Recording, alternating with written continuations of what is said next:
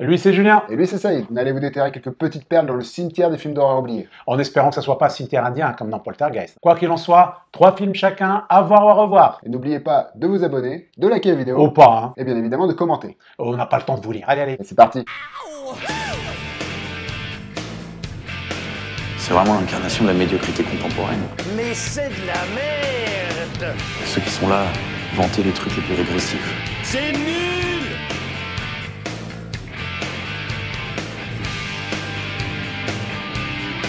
Alors pour commencer, j'ai choisi de parler d'un film qui s'appelle Shocker. Ah oui. Donc de Wes Craven, sorti en 89. C'est une espèce de variation sur les Griffes de la nuit, un des films d'avant de Wes Craven. Donc je pitch vite fait, c'est un lycéen, un jock qui joue au football américain, qui a une jolie petite copine blondinette. Sa famille se fait massacrer par un tueur en série, qui s'appelle le boucher des familles.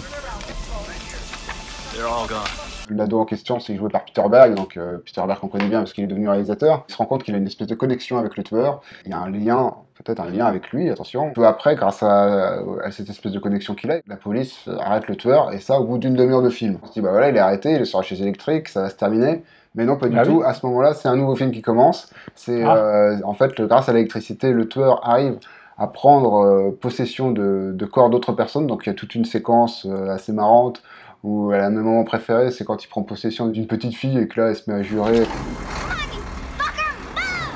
Là en fait ça c'est la partie qui a inspiré, il s'est dit qu'il s'était inspiré d'un film qui est sorti dans les années 80, quelques années avant, qui s'appelait Eden, avec Kyle MacLachlan, et il s'est inspiré aussi de The Thing. Pour la possession, on va dire, entre guillemets. Hein. Ouais, c'est une possession électrique, hein, précisons bien. Hein. Un peu le cœur du film, c'est cette partie de possession, et après il y a encore une troisième partie, où là il utilise l'antenne, une antenne parabolique pour aller dans la télé, et il y a tout un climax final où tu as une poursuite entre le héros et le tueur, où ça zappe de chaîne en chaîne. On les voit sur des plateaux de JT, intégrer des films comme des classiques, comme Frankenstein, voilà, et d'autres classiques. Et c'est très cartoon, c'est très fun, c'est très Bibi et Coyote. C'est le premier film où Craven a le final cut, et le film est vendu comme Wes Craven avait déjà une petite aura, il était vendu sur son nom, genre Wes Craven's apostrophe S Shocker. Il disait aussi que le film devait être une franchise. Je pense que oui, à ce moment-là, il avait envie de lancer, de créer un nouveau boogeyman qui pourrait donner lieu à une franchise, comme à l'époque,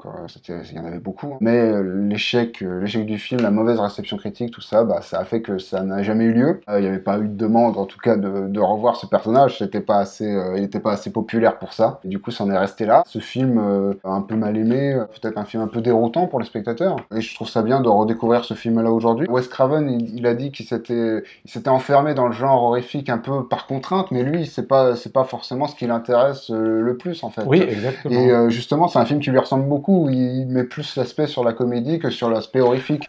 What are you waiting for, dickhead? You wanna fry me, then do it, you fucking insect! Pour le mon troisième, j'ai pris Bad Milo, un film de 2013 de Jacob Vaughan. C'est une comédie horrifique. Moi, je dirais que c'est plutôt la chronique d'une constipation pas aussi passagère qu'on le penserait. Hein.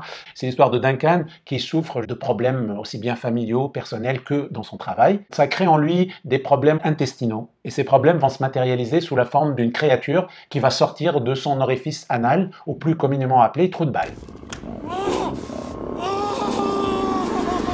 Notre personnage se retrouve Duncan, qui est joué d'ailleurs par Ken Marino. Exactement. Un habitué des comédies américaines. Exactement. D'ailleurs, on retrouve beaucoup de guests et de second rôles. Par exemple, Peter Stormare qui joue le psychanalyste, un peu gourou, hypnotiseur sur les bords. On a aussi la femme de Duncan, jouée par Julia Jacobs, que vous connaissez, que vous connaissez peut-être. Le héros, il est assailli par les demandes, et assailli par sa femme qui demande un enfant, sa mère aussi qui veut avoir un petit-fils. Tous ces problèmes vont se métamorphoser sous une forme de créature, comme je le disais tout à l'heure, qui lui sort par l'arrière-train, pour être plus poli.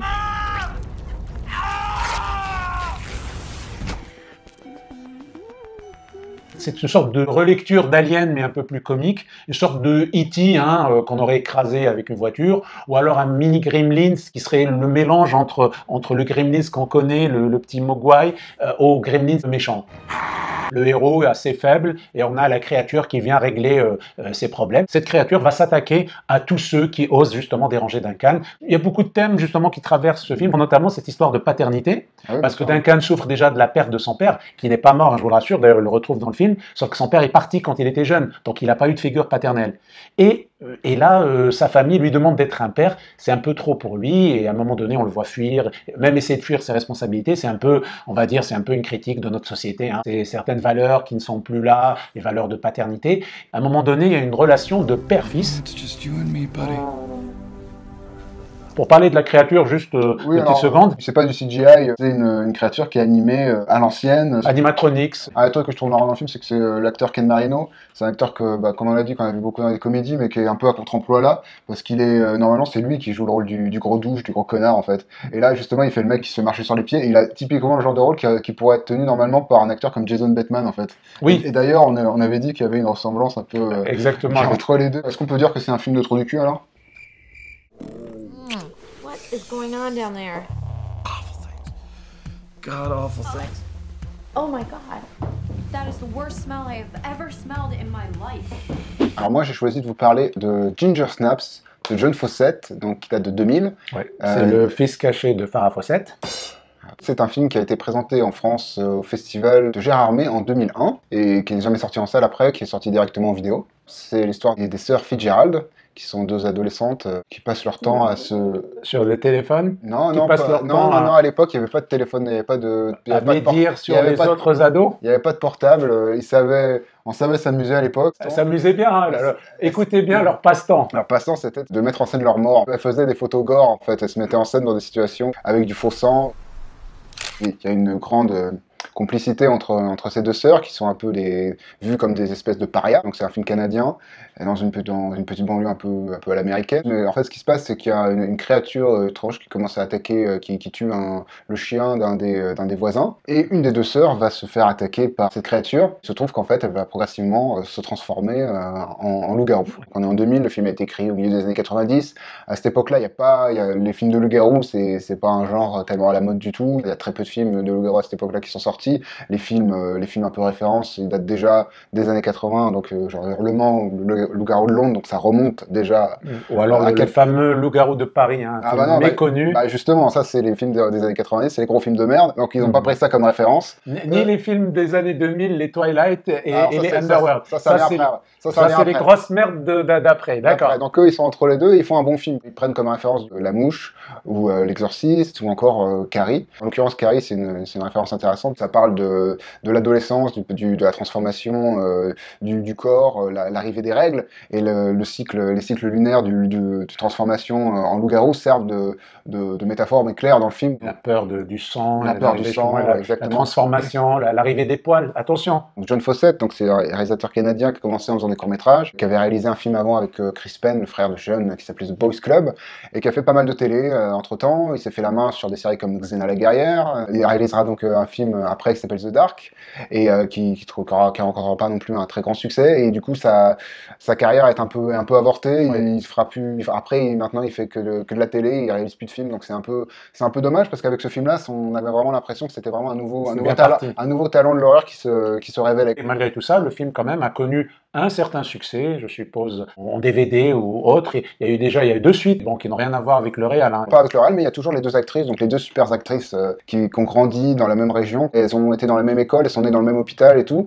Et en fait, ils ont mis beaucoup de temps à les trouver. Ils ont auditionné des centaines et des centaines d'actrices, et ils ont réussi à trouver ces deux super comédiennes le même jour. Vraiment, la réussite du film, c'est qu'il y a vraiment une alchimie entre les deux qui fonctionne vraiment très très bien, et qui rappelle l'alchimie qui existait dans le film Créature Céleste de Peter Jackson entre les 2 actrices. Du coup, je pense que c'est aussi une des sources d'inspiration du film. Pour Bad Milo, on avait parlé des animatronics, parce qu'il y a quand même une créature. Hein, oui. Honnêtement, je pense que la plupart des spectateurs trouvent ça peut-être un peu cheapos aujourd'hui. Hein. C'est pas une créature que je trouve extrêmement bien faite, extrêmement marquante, mais dans la façon dont la créature est mise en scène par les mouvements de caméra, il arrive vraiment à jouer très très bien avec le découpage, avec la mise en scène pour arriver à instiller quand même un sentiment de tension et de peur. C'est plutôt une bonne leçon de comment réussir une bonne petite série B avec peu d'argent, mais avec des idées. Il a des idées. Il a pas de pétrole, mais il a des idées. Voilà, il a des idées. You love it. You should come for the ride. We'll scratch, swap some juice. We'll be our own pack like before. So us be. I'd rather be dead than be what you are. Numéro 2, The Devil's Rejects, le film de Rob Zombie. qui fait partie d'une trilogie. Hein. Si vous êtes fan de Rob Zombie, vous la connaissez. Ça a commencé par La Maison des Mille Morts en 2003, The Devil's Rejects en 2005, et dernièrement, en 2019, il y a eu Three from Hell. Moi, je l'aime bien parce que c'est un film qui part aussi un petit peu dans tous les sens. Le film commence très fort déjà avec une descente de police du shérif, il s'appelle John Quincy Wydell, qui est joué par l'excellent William Forsythe, super acteur. que vous avez déjà vu dans plusieurs films. Et justement, c'est une descente dans une maison un peu isolée à la massacre à la tronçonneuse. Ah oui, ça c'est la grosse référence voilà, de Rob Zombie. On est en mai 1978, après de grandes tueries qui auraient eu lieu le Halloween précédent. Hein. La police essaie de retrouver une famille de tueurs et malheureusement, elle arrive à en abattre certains. Ils capturent la mère et on a 2 fuyards. Il y a Sheri Moon Zombie, qui est la femme de Rob Zombie, qui joue les premiers rôles féminins dans ses films. Et le deuxième est joué par Bill Moseley. Ils vont partir dans une sorte en même temps de road trip un peu sauvage, une sorte de Easy Rider, mais qui n'est pas si easy que ça, et qui vont un peu faire des connaissances, qui vont un peu massacrer beaucoup de gens, il faut le dire. Le film est assez violent, pas forcément dans les images, parce qu'on voit bien des fois que c'est du faux sang, mais il est un peu fort psychologiquement sur le choix des victimes et surtout de la jouissance que procurent ces meurtres à nos 2 amis en cavale. Et ça se termine une sorte de feu d'artifice final qui est assez extraordinaire. Rob Zombie, il a créé un genre d'univers à la Tarantino, bien sûr, mais en moins, on va dire un peu plus cheap que Tarantino. Tarantino peut se permettre des grosses stars. Lui, quand même, il prend certains acteurs qu'il fait tourner comme dans cette trilogie-là. On a parlé de Sheri Moon tout à l'heure, on a parlé de Bill Moseley. On peut rajouter aussi Sid Haig, oui. Sid Haig qui joue le fameux capitaine Spaulding. Rob Zombie, justement, il est caractérisé, généralement ces films, par beaucoup de gros plans. Hein. On le voit surtout dans ce film. Hein. Donc, vous inquiétez pas, il y aura des gros plans, des très gros plans. Rob Zombie, du coup, c'est un musicien. Il a eu 2 groupes. Après, il est parti en solo faire son groupe qui porte son propre nom, Rob Zombie. Il fait aussi des musiques pour ses films. Exactement, il utilise ses propres musiques, mais aussi des musiques qui datent, bien sûr, des années 70. On avait dit tout à l'heure, c'est beaucoup de morceaux. C'est une vraie playlist, ce film. Surtout, il y a un superbe moment, un final. Je vous explique pas quoi, mais on a presque 5 minutes de Lynyrd Skynyrd, Freebird, entièrement sur la scène finale. C'est un musicien qui sait utiliser la musique. On sent vraiment quelqu'un qui maîtrise le tempo. Freebird, c'est une chanson tellement mythique, ça m'étonne qu'il n'y ait pas eu de film avant qu'il l'ait utilisé dans un grand moment de cinéma comme celui-ci. Je pense que maintenant, plus personne ne peut passer derrière et utiliser cette musique. Exactement. Elle est forcément, c'est impossible de réécouter la chanson sans penser à Devil's Reject, en fait. Elle est liée justement, surtout la scène finale. Restez jusqu'au bout et vous allez voir, vous n'allez pas vous en remettre.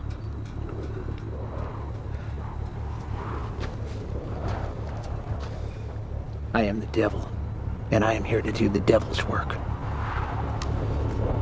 Pour mon numéro 1, j'ai choisi un film qui s'appelle Malveillance, de Jaume Balagueró, film espagnol qui avait été présenté en France au PIF aussi en 2011 et qui est sorti peu de temps après chez nous. Je vais essayer de pas trop spoiler sur le film parce que c'est un film avec pas mal de surprises, donc ce serait dommage de trop en révéler, mais pour faire bref, disons que ça parle d'un concierge d'un immeuble à Barcelone qui s'appelle César. Le principal problème est qu'il n'arrive pas à être heureux. C'est quelqu'un qui a des tendances suicidaires. Il n'arrive à trouver le bonheur que par le malheur des autres. Il a besoin de voir le sourire sur le visage des gens qui l'entourent disparaître, voilà. Se décrépir. César, joué par un acteur espagnol qui est formidable, qui s'appelle Luis Tosar, qui a joué notamment dans un autre film, un film de prison qui est très bon aussi, qui s'appelle Cellule 211. Excellent film. Excellent film aussi.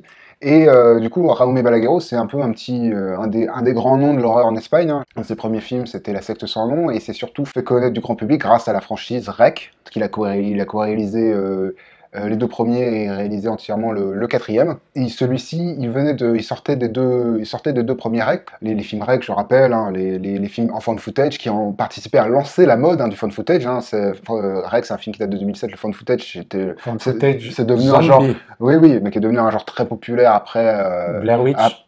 Projet Blair Witch. Oui, il y a Blair Witch avant, mais ça c'est à la fin des années 2000. Et il y a eu tous les Paranormal Activity, tous les trucs qu'on déboulé derrière. Et c'est vraiment le début de la grosse mode où il y en a eu beaucoup. Les films de found footage qui sont des films avec des contraintes, hein, puisque c'est de la caméra portée généralement en plan séquence tout le temps, si on veut être logique. Et du coup, on est limité au niveau de la grammaire cinématographique. Là, il revient à un cinéma beaucoup plus classique, un thriller. Je crois que c'est son premier film vraiment où il n'y a pas d'éléments fantastiques surnaturels dedans. Il revient à une mise en scène plus classique, à la Hitchcock, où il décide de prendre des genres qu'on connaît tous, mais en jouant avec ses codes, en les revisitant et en prenant des personnages de méchants, de figures du mal, en mettant des situations qu'on a déjà déjà vu plein de fois, mais en apportant toujours une originalité. Il y a beaucoup de retournements de situation, beaucoup de scènes vraiment tendues. C'est Hitchcock qui disait plus le méchant est réussi, meilleur le film est.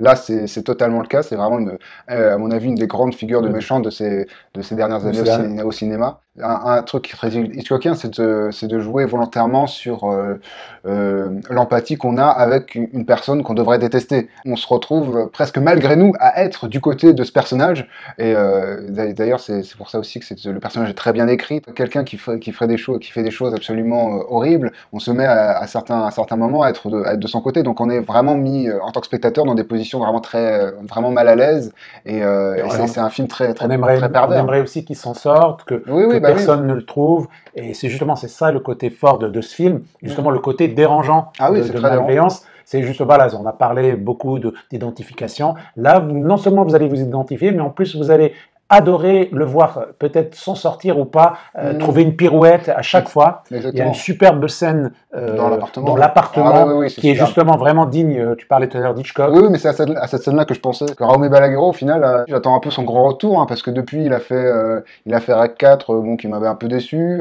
et puis derrière, il a fait un film dont j'ai pas entendu tellement de retours. Reviens-nous, Jaume, s'il te plaît. Lo de siempre. Mensajes al móvil todo el día, un par de mails y cartas.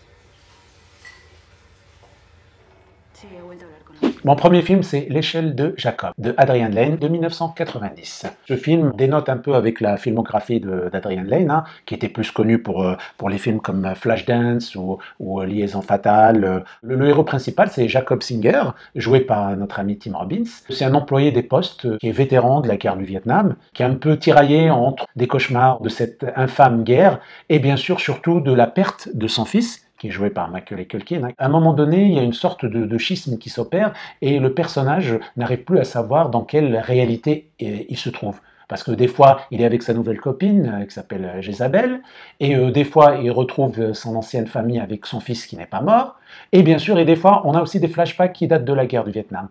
Donc, on a plusieurs timelines dans ce film qui s'entrecroisent et qui amplifient cette sensation de folie qui guette Singer. Il y a beaucoup de références bibliques. Exactement, à commencer par l'échelle de Jacob.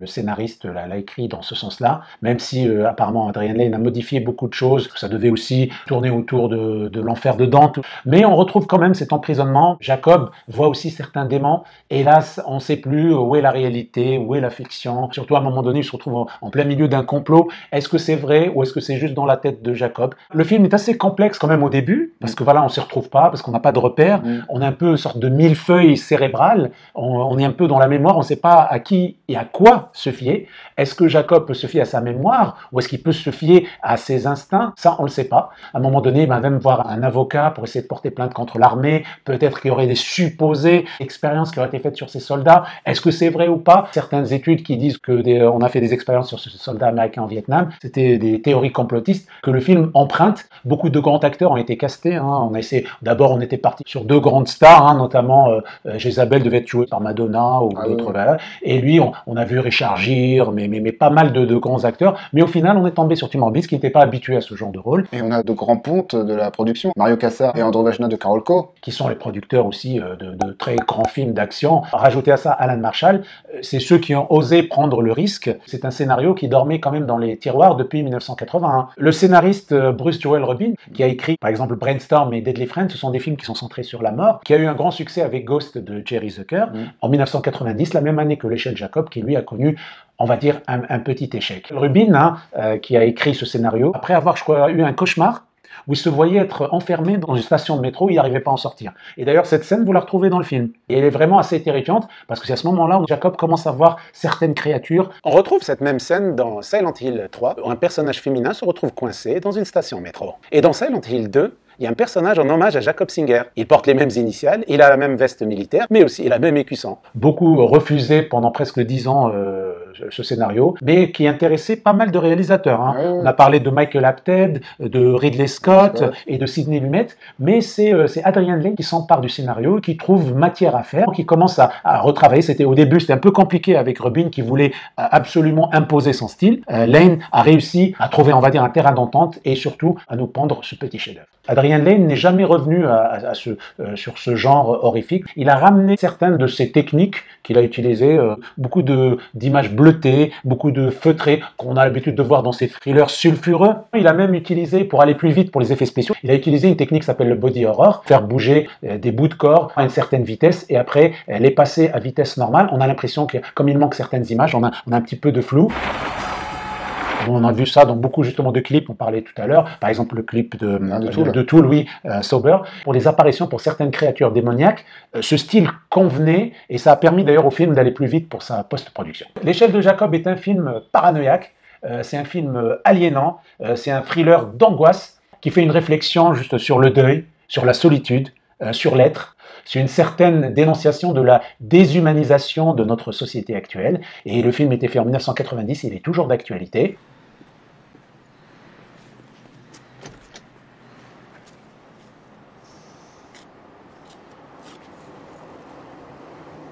Lucky day.